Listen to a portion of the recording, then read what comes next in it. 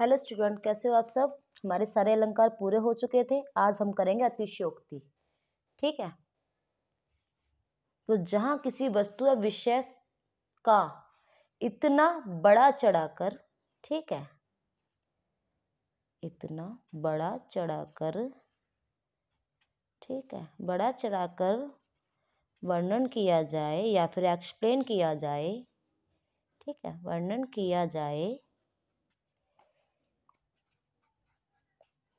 वहां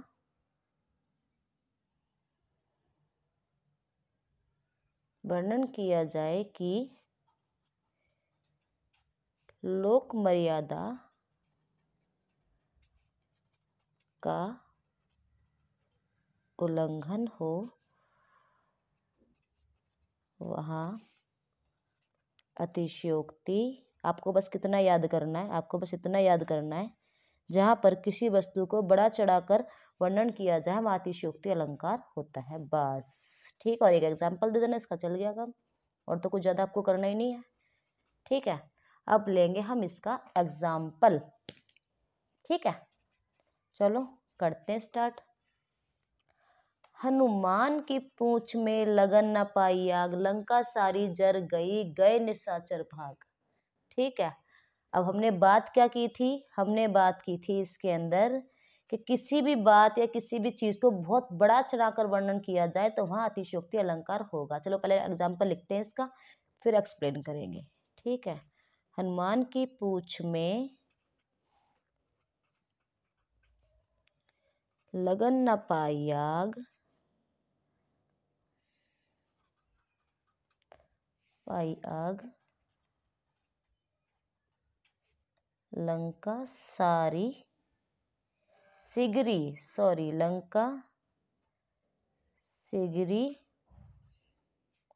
जर गई, लंका सिगरी जर गई, सिगरी मतलब सारी। ठीक है। लंका सिगरी जर गई, गए निशाचर भाग। ठीक है, निशाचर भाग।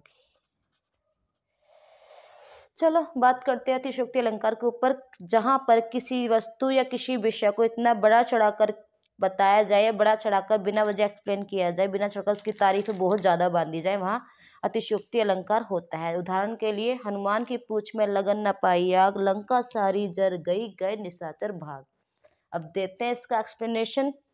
हनुमान की पूंछ में तो आग भी नहीं लगी। ठीक है, कि हनुमान की पूंछ में आग लगते ही लंका का जल जाना। आग तो बिल्कुल लगी लगी थी, हनुमान की पूंछ में लगन ना पाई आग, अच्छे से लग भी नहीं पाई। ठीक है, और सारी लंका जल गई, गए निशाचर भाग। तो बड़ा चढ़ाकर कर दिया ना बहुत ज्यादा, कि हनुमान की पूंछ में लगन ना पाई आग, लंका सारी जर गई, गए निशाचर भाग। तो हनुमान की पूंछ में तो अभी आग अच्छे से लगी भी नहीं है, और सारी लंका जर गई, तो बहुत ज्यादा बड़ा चढ़ाकर बोल दिया ना। तो सारी लंका जल गई, तो वही चीज है कि जहां वह किसी भी चीज को बहुत ज्यादा बड़ा चढ़ाकर एक्सप्लेन किया जाए वहां अतिशयोक्ति अलंकार होता है। और यहाँ हो गए हमारे सारे अलंकार खत्म।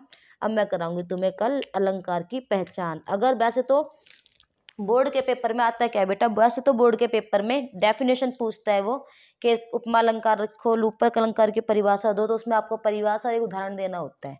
अगर बाई चांस किसी कारणवश एग्जाम्पल दे दे और वो पूछे कि बताओ कौन सा अलंकार है, तो बस मैं कल वही बताऊंगी, वही बताएंगे हम कि कैसे छांटना है उनको, हम कैसे पहचानेंगे कौन सा अलंकार है। ठीक है, कैसे पता करेंगे कौन सा अलंकार, तो कल हम वही करेंगे। लेकिन बेटा अपनी पढ़ाई पर ढील मत दो, पेपर की डेट शीट आ चुकी है, या आने वाली ज़्यादा टाइम नहीं है पेपरों में, अपनी पढ़ाई पर ध्यान दो, प्लीज़ पढ़ो, क्योंकि रिजल्ट बार बार नहीं बनता। ठीक है, फोकस करो। आप मौज मस्ती इंजॉय घूमना फिरना सब कुछ कर लोगे, लेकिन बार बार कोई नहीं 10th करता। ठीक है, इसलिए अपनी पढ़ाई पर फोकस करो, पूरा ध्यान दो अपनी पढ़ाई पे। और कुछ ना समझ में आए तो क्लास में भी आप कभी भी मेरे पास आ जाओ, मैं करा दूंगी। ठीक है, बाय बाय, टेक केयर, खुश रहो, खूब मजे करो, खूब पढ़ो, खूब अच्छे से एंजॉय करो। Bye bye, good night.